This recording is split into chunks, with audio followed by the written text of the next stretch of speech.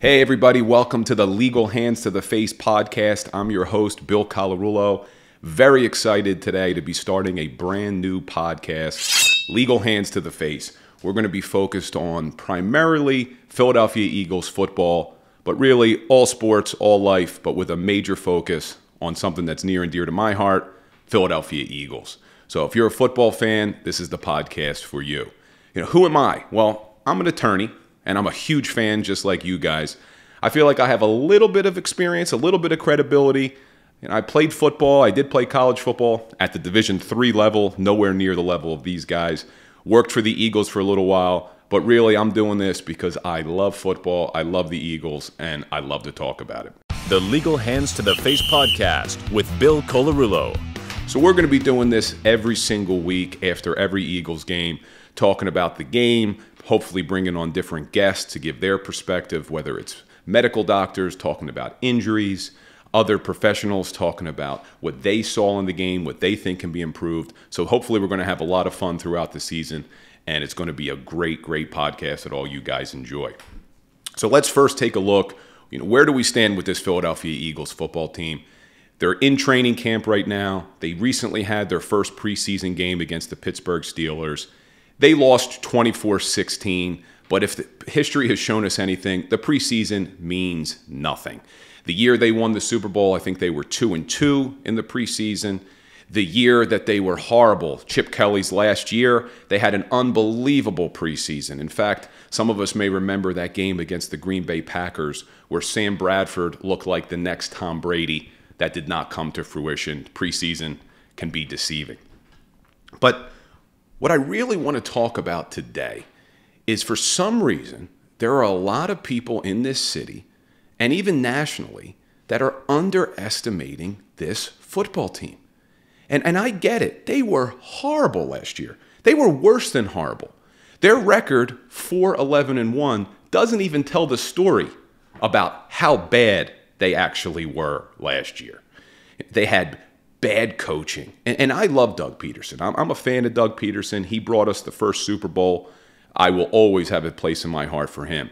But really bad coaching last year, bad decision-making, bad quarterback play, bad execution, and some bad luck with injuries to really key players.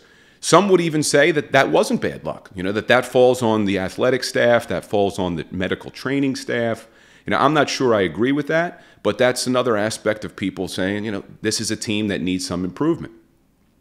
But one of the things that I think everybody has to remember, this is not the NFL of the 80s, the 90s, or even the 2000s. It doesn't take years to turn teams around anymore. You can turn NFL football teams around very, very quickly. Not only through free agency, but these players that are coming through the draft, it's no longer taking them 3-4 years to get acclimated to the NFL. They're coming from the SEC. They're coming from big Division I programs that when they step into the NFL, they can make an almost immediate impact. We saw it last year with a lot of players. Unfortunately, none of them were Philadelphia Eagles draft picks, but we have seen it throughout the NFL. And as an Eagles fan, you really don't have to look any further than the 2015 season. In Chip Kelly's last season, I believe they went 7-9, and all the talk that offseason when they fired Chip Kelly and they hired Doug Peterson was that it was going to take years for them to get back to being a good football team. Chip Kelly had decimated this team of its talent, getting rid of LaShawn McCoy, getting rid of Deshaun Jackson, building a horrible culture. All of the talk on sports radio and even nationally was this team is going to be in the basement for years to come. Well, what happened? 2016 saw a little bit of a turnaround, a little bit of an improvement. 2017, I don't think I have to remind any of you, they win Super Bowl 52. So in 2 years, they completely turned that team around. And I think they're going to be a better football team this year. I really, really do. If you take a look, and I get it, a lot of people want to focus on the horrible draft picks over the years that Howie Roseman has had. I agree. They have missed far too many times. But if you look at three important areas of why I think that they are going to be a much, much improved football team this year, they're going to have a shot to win this division and make some noise. It's not a great division. It's not a great division. We all know that. The NFC East didn't have a great season last year. I don't know if they're going to be good this year. I think all the teams have improved. I think Dallas will be better if Dak stays healthy. I think the Washington football team will be better. I still not buying the Giants. I think that they're not going to be a good team, but you never know. They've tried to improve in the offseason as well. But I think the reason this team is going to be good is really three areas, and we'll address them all. One is the offense has improved. Two, the defense has improved. And three, something that I love to talk about, culture. So first, let's look at the offense. The offensive line. Last year, the offensive line was not able to stay healthy. And because they weren't able to stay healthy, they did not play very well at all. And this has a ripple effect throughout the entire offense. It's going to affect your running game. It's going to affect your quarterback play. It's going to affect your defense, because if your offense can't stay on the field, your defense is going to be exposed. This year, they have all their guys back. Now, if they can stay healthy, that's a big if, but as of right now, they look like they are.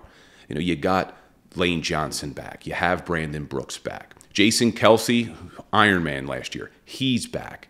Samala's back. And I personally feel that at left tackle, Jordan Mailata is going to be an absolute stud.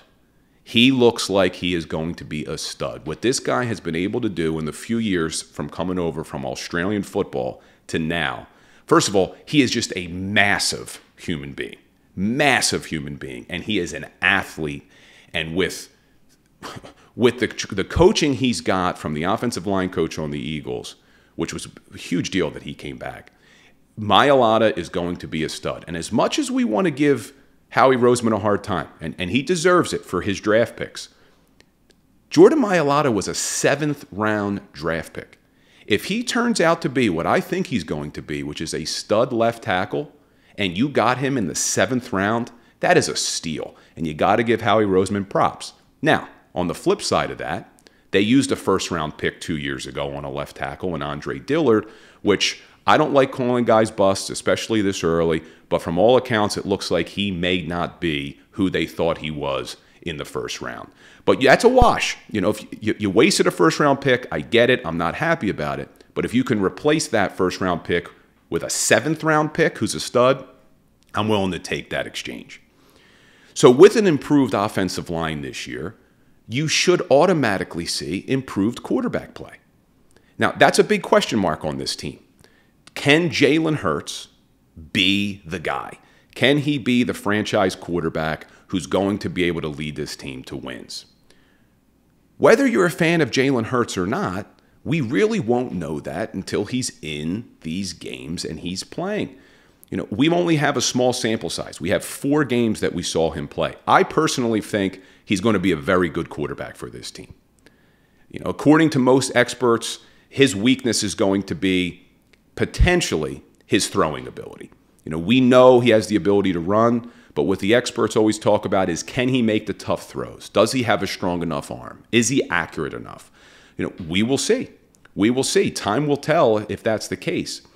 But I firmly believe that even if Jalen Hurts only has an average arm, that this team can still be successful. You know, this guy brings so many other intangibles to this team, and even more importantly, this locker room. He leads by example with his work ethic, his confidence, his swagger, and his desire to have the ball in his hands when the game matters most. This is a guy, he's already played at the highest level. You know, he played at Alabama.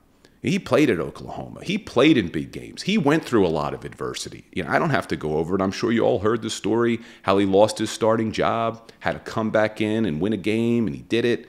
But when you hear him talk, first of all, he does not sound like a second-year player. He sounds like a seasoned veteran. You know, he's a son of a football coach. He's been around football his entire life. I think these guys are going to want to play for him.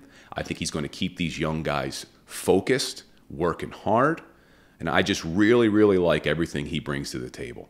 So with an improved offensive line, you should automatically have an improved quarterback play, even with Jalen Hurts. Carson Wentz, whether you're a fan of his or not, was horrible last year. Absolutely horrible. The decision-making, the turnovers. There's also, look, where there's smoke, there's fire. There was a lot of stories over the last couple of years about issues with Carson Wentz in the locker room and connecting with other players. I don't think you're ever going to hear stories like that with Jalen Hurts. I really don't. I think these guys rally around him, and I think he's going to bring something to that locker room that they need, and I'm looking forward to seeing him succeed. I really hope he does, and I think he will. Another area that I think this offense is going to be improved is better play calling. Again, I love Doug Peterson. Always will. He brought us that Super Bowl. He's a legend in this city, and he should be for a very, very long time. But he wasn't great last year either. And I'm sure a lot of that had to do with what I mentioned above, the offensive line, the quarterback play. A lot of things just spiraled out of control. But Doug Peterson didn't do them any favors either with his play calling. There was just far too many pass plays, not adjusting to the talent you have on the field. You have a beat-up offensive line. You have a quarterback that's not playing well. But it just seemed last year that Doug never had the ability to adjust. And all that play-calling magic he had in that 2017 season just seemed to go away. And that was one of the things I thought Doug was so good at, was adjusting. We had Nick Foles come in 2017. They basically completely revamped the offense. They started running more of the RPOs, the run-pass option plays that Nick was good at.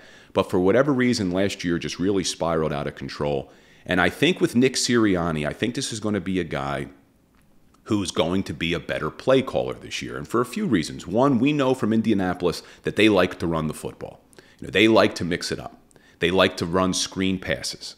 They like to have a guy in Indianapolis. They have Nyheim Hines, who's a running back who can catch the ball out of the backfield. They love to utilize that type of player, and they're trying to put that into place here. But even more than that, Sirianni's going to have the benefit of being a new play caller. He has never played calls. I know a lot of people want to use this as a negative. I think it's going to be a positive in this league. These defensive coordinators are so good, and they're able to put together a book on these offensive coordinators to see what their tendencies are based off of down and distance. It's 2nd and 8. These are the plays this guy likes to run. It's 3rd and 5. These are the plays this guy likes to run. They're not going to have that book on Nick Sirianni to start this season. So I think he's going to really benefit from that as well. And I also think the players have gotten better. One of the big question marks on this team is the wide receiver core. I think that's going to be a huge bonus for this team. If you watch that preseason game, and that was not a fluke what Quez Watkins did. He took that screen pass. He went, I think, 75, 80 yards for a touchdown. If you've been following training camp, and even towards the end of last year, there are a lot of people who are high on this Quez Watkins. His speed. You know how fast you have to be to look that fast on an NFL football field with other players who are supposed to be the fastest football players in the world. It's unbelievable. Then you have Devonta Smith. I know a lot of people are nervous about his size. This guy proved that he can play at the highest level of college football in the SEC. And he didn't just play in the SEC. He dominated the SEC. Dominated the SEC. He is not someone I'm worried about. He, again, has that quiet confidence similar to Jalen Hurts, that hard work ethic. I think you're going to see a huge ripple effect throughout the wide receiver room when you got a guy like Devonta Smith, who's just a hard worker and from all accounts doesn't look like he's a selfish player. I think they're going to have an improved wide receiver room, and you really hope to see a couple other wide receivers elevate their games this year. Travis Fulgham, what do we have in him? For a few weeks last year, he was the best wide receiver in football, and then he disappeared. So we'll see what he can do. You got Greg Ward, sure-handed slot receiver. Zach Ertz, as of right now, still on the team with Dallas Goedert. So you should have improved tight ends. I just think that the players on this team should be better this year, and hopefully we see another jump from Miles Sanders. He had an up-and-down year last year. I think some of it had to do with play calling. Some of it had to do with not being able to secure the football, but you would hope to see that. And then let's go number 2, why I think this team's going to be better. the other side of the football, the defense. I think this defense has drastically improved. First of all, their defensive line, which was probably their strongest position last year, got better. You still have Fletcher Cox, who sometimes I think we underestimate how good that guy is, but we still have Fletcher Cox. But we also have a healthy Javon Hargrave. And I don't want you to underestimate what a healthy Javon Hargrave may mean for this football team. He tore his pec last year. He battled back from it. He came back. I don't think he was the same all year. He was a big acquisition for this team, and he is dominating guys in training camp this summer. If that can correlate onto the football field, and you put him next to Fletcher Cox, that defensive line is going to disrupt a lot of offensive lines, a lot of offenses. And you still have Brandon Graham. You know, you'd hope to see a little bit more from Derek Barnett. He's playing on the last year of his contract, so he's got a lot to play for. And then you have Josh Sweat. Josh Sweat really came on last year. You would hope to see a big leap from him this year. There's a lot of talks he may be a double-digit sack guy. I'm really looking forward to see what he could do. And you added Ryan Kerrigan. Now, Kerrigan's not the same player he used to be, but he's certainly going to be able to give you a few reps. He's certainly going to be a great guy for that defensive line room. He reminds me a lot of the Howie Long's son, Chris Long's, the signing before the 2017 season. You know, so I'm really looking forward to see what Kerrigan can do. But that's the defensive line. You know, what weaknesses did we have last year? Well, linebacker wasn't great. They went out, they signed Eric Wilson. He's familiar with the defense they're going to run. He's a solid player. He seems an aggressive player. He's a leader. He's on the team. We had some problem with safety. They bring in Anthony Harris, another guy familiar with this defense. But the biggest signing, and maybe went a little bit under the radar because it happened so late, was the Steven Nelson signing at corner. Corner was going to be a weak position group for this team because you only had Darius Slay and then you had a lot of unproven guys on the other side. Well, not anymore.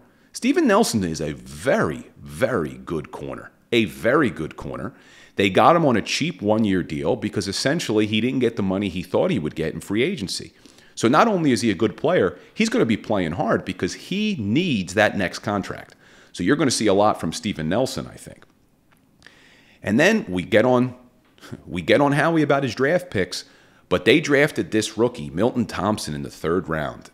Not Milton Thompson. I'm thinking of the 93 World Series Philadelphia Phillies. Milton Williams, the 3rd round draft pick. I mean, if you've been paying attention to training camp or even that preseason game, this kid looks like he has the potential to be a really good defensive line. He can play inside at tackle. He can play outside at defensive end. He can bull rush you. He has the speed to go around you. And the guy who's running this defense, Jonathan Gannon,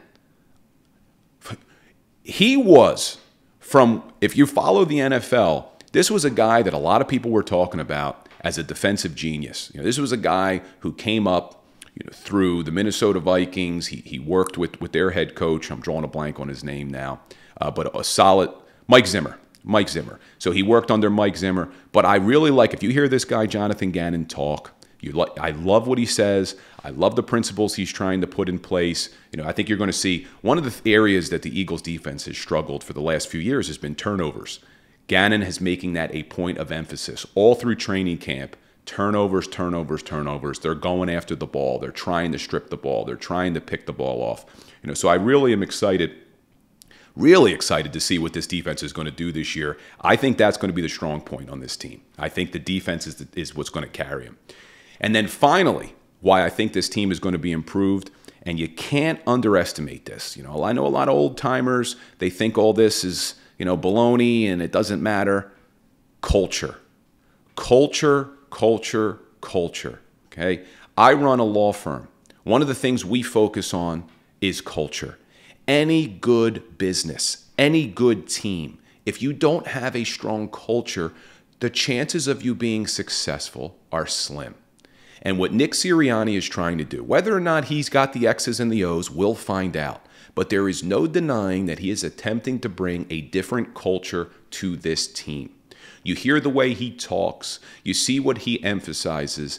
This team, I think, is buying in to this culture. And I think what you're going to see on the field is a close-knit group of guys who look at themselves as a family, who are all trying to accomplish a goal together.